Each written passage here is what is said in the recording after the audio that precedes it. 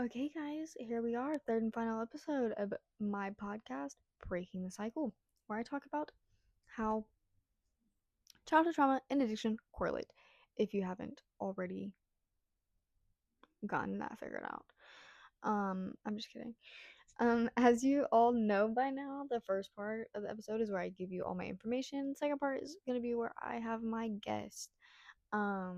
Today's episode is arguably the most important, and the whole reason for this entire podcast and for this entire research project. It's how you can get help. So I will give a couple of disclaimers. I will be talking about addiction. I will be talking about abuse and everything that follows along with that. So if you are not in the right mindset to listen to anything that has to do with substance abuse, um, physical abuse, mental abuse, anything like that, childhood trauma as a whole, if you are not ready to listen to that, then please by no means feel obligated to listen to this. This is purely informational. So yeah, um, let's just get right into the information. I stated in the previous episode, addiction is not an easy thing to deal with. I mean, it's just as simple as that. It's not an easy thing to deal with, or overcome. You may have heard the statement, once an addict, always an addict. I hate that statement. With a passion. It makes me viscerally angry. And I've been told that many, countless times. I think if I was told that, I think every time I was told, once an addict, always an addict, I think I would be rich. Because I don't know, people just love that statement, and it's just completely false. There's more help out there for addicts, more than ever. Due to all the research being done, more resources are becoming available for every single type of addiction, which is amazing. Um, it used to just be the simple 12-step AA program, and if you don't know what that is, that's Alcoholics Anonymous, where it goes through 12 steps of recovery. It works for a lot of people, it doesn't work for some people, but it's still around today, and it is the basis of a lot of recovery programs.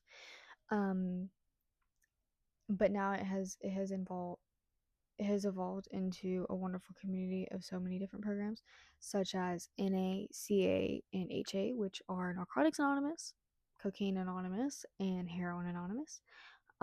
So whatever you are struggling with, excuse me. So whatever you are struggling with, there is help out there. Um, and if you're, whatever you may struggle with, there is a group out there for you that will support you and hold you accountable through your entire journey. Some of these programs are a little more rigorous than others, and some of them are a little more lenient, laid back. But I do believe that if you're struggling, that they can really help, because they give you they give you a community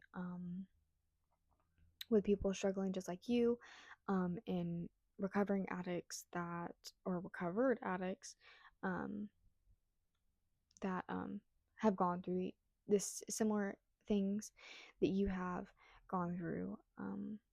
There are cognitive behavior skills training, there are motivational enhancement therapy, there's all different types of rehab, there's sober living, which can consist of an outpatient sober living, where if you have a job and you can't, stay at a sober living place, you can do outpatient, where you go there a certain number of days a week, for a certain amount of time, on those days. So, it doesn't consume everything if you are somebody that does have a job and needs to work. But a lot of sober living places do allow you after like the first month or so to even get a job, because they want to integrate you back into society. There's one crucial thing that all these programs rely on in order to actually be successful in your recovery, and that is you have to want it. Want, you need to want to recover, if that makes sense. I cannot stress that enough. You can shove somebody into rehab and sober living programs 1,000 times, and if they don't want to get sober, they're not going to work. They simply will not work. Um, they will not work if the addict does not want to get better. The addict has to want to get sober, and due to negative stigmas around addicts, many are afraid to even reach out. Um, so many addicts feel ashamed, embarrassed, or weak if they were to reach out, and that's why a lot of addicts don't reach out and they just continue to sit in silence and basically kill themselves. If you see someone struggling with an addiction or anything of the sorts, offer them help. Um, because a lot of people, they just need somebody else to reach out because they do feel so ashamed of what they are or who they're becoming or whatever. So if you see somebody struggling with addiction, please reach out to them. Ask them if they need help. If they reject your help, don't try again. I mean, you can try again, but don't persistently push it because it won't work. Um, n- Never, and I mean never, let the addict bring you down with them.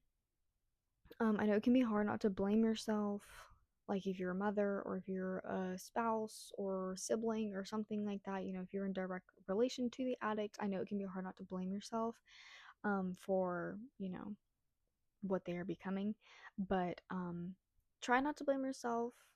Uh, Please try to say no as much as possible. You don't want to enable the addict. The longer you keep enabling, the longer they're going to stay an addict, which just really decreases their chances of recovery and living.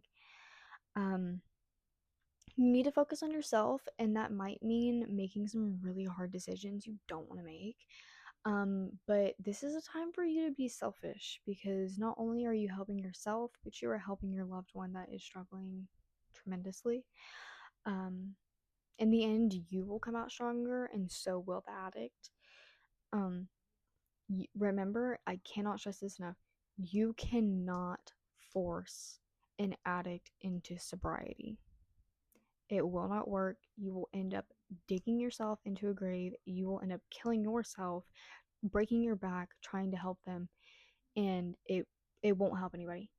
It just won't. Um Reminder for the addict. Recovery is not linear. It's not a straight line. I said this before in the well, I think you'll hear it. I don't know. You might hear it in my interview part. Um, that sobriety is not linear. Um, it's a journey. So be patient. You may relapse, and that's okay. Um, Relapse really quick because my phone keeps running out of storage. This is embarrassing. But reminder, one day at a time. And if you can't take one day at a time, take 1 minute at a time. It's not easy, but you can recover. Recovery is completely possible, and don't let your trauma define you. Just because of what happened in your past, just because something bad happened in your past, it does not that does not define who you are as a person. Um, but that concludes the third and final episode of my podcast, Breaking the Cycle. I hope you guys really enjoyed everything. I hope you learned something. As always, all the sources and resources for getting help will be in the description box below. Recovery is possible. You can do it. Um, don't let your trauma define you. You've got this. Mwah. Good evening, morning, afternoon, wherever you may be, whenever you're listening or whenever you're watching this. Welcome back to my third and final episode of Breaking the Cycle, where I talk about how childhood trauma and addiction correlate. I am still going to be reading off a paper because I don't know, I thought I would be better at podcasting than I am. Clearly I'm not. Sorry, Professor Hamilton. But, anyways, as you may know by now, we are in the second segment of this podcast, where I bring the guests on to talk about their own experience with the topic at hand.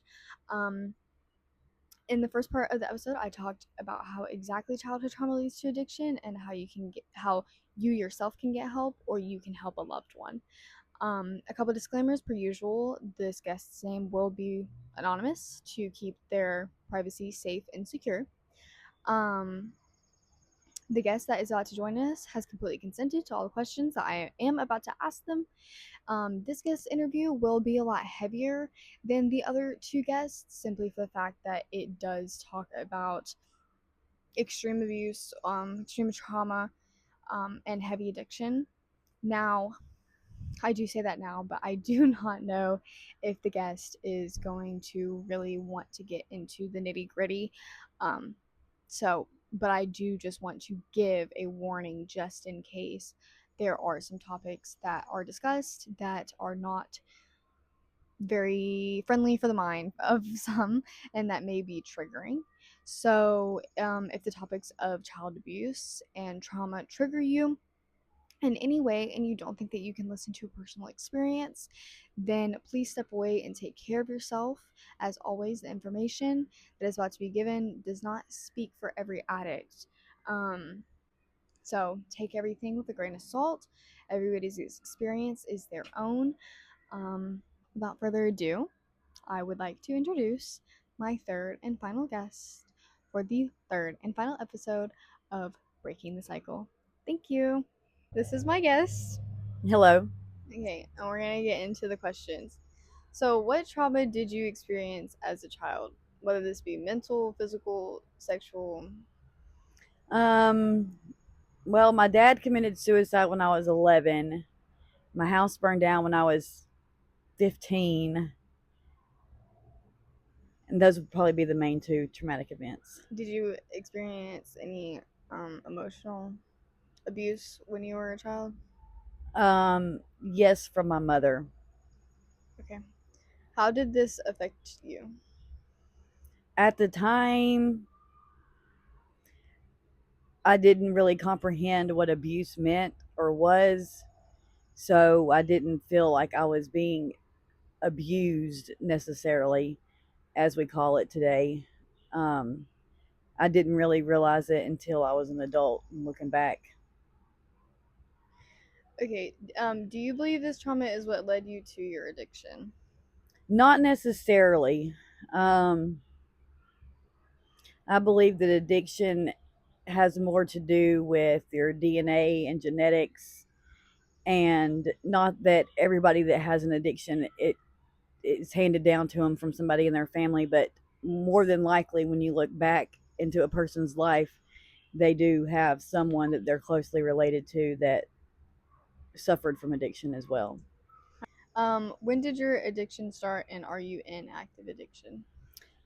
I am not in active addiction, and if you really want to think about it and be honest with yourself, I would say my addiction probably started when I was a teenager, but I didn't realize it at the time.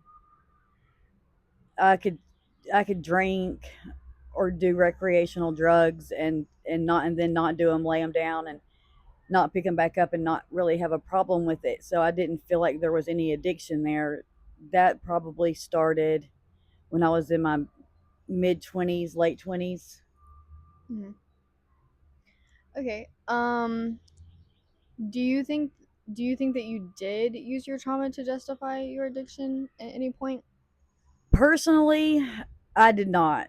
Um, I always, as crazy as it sounds, looked at each individual thing I've been through, whether it be actively, in addiction or traumatic events, as things I was meant to go through. Um, I didn't really get mad about them or blame trauma or blame God or blame this person or that person, because I just always felt like that was meant, I was supposed to go through for a specific reason, whatever that reason may be. Um, Personally, I use it to try to help others. Um, because I think talking to other people about what you've been through can help. Great. That actually brings me to my next question is, well, actually no, that doesn't bring me to my next question. Hold on. Um well, actually, yeah, I'll ask it. Do you think that if more people hear personal stories on how addiction truly affects the population, do you think it could prevent the spread of addiction, or at least make people feel more comfortable to reach out and get help. I think that the way that our society has labeled addiction and has treated addiction um, is a negative response to the addict. I don't think that they should be treated like something is wrong with them.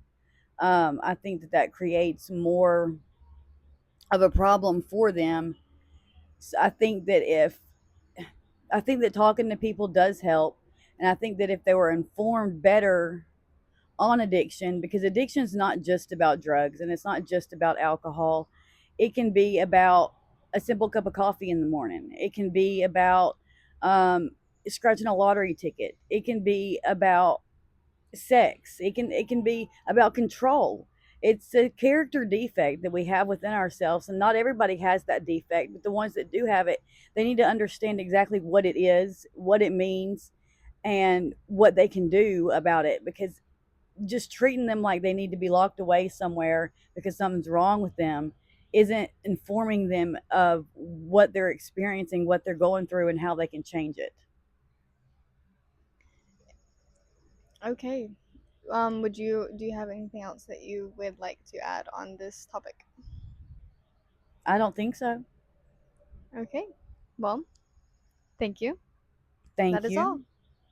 So that was my guest. You can tell that it was one of the shorter questionnaire interviews of the three of the other two episodes.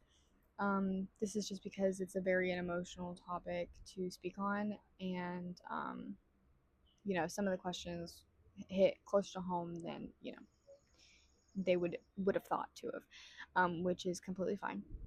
But I truly appreciate all my guests. And was the third and final episode of Breaking the Cycle. I really hope you guys enjoyed, and I really hope you guys found some of the information helpful, useful. Um, in this episode, I did talk about treatments and how you can, get help and never you should never feel scared to reach out and get help. You should never feel embarrassed, ashamed, or anything to go get help, um, because it is okay. But yeah, that was the third and final episode of Breaking the Cycle. I really, really hope you guys enjoyed each and every episode and each and every aspect of the podcast series. Um, yeah, so thank you guys.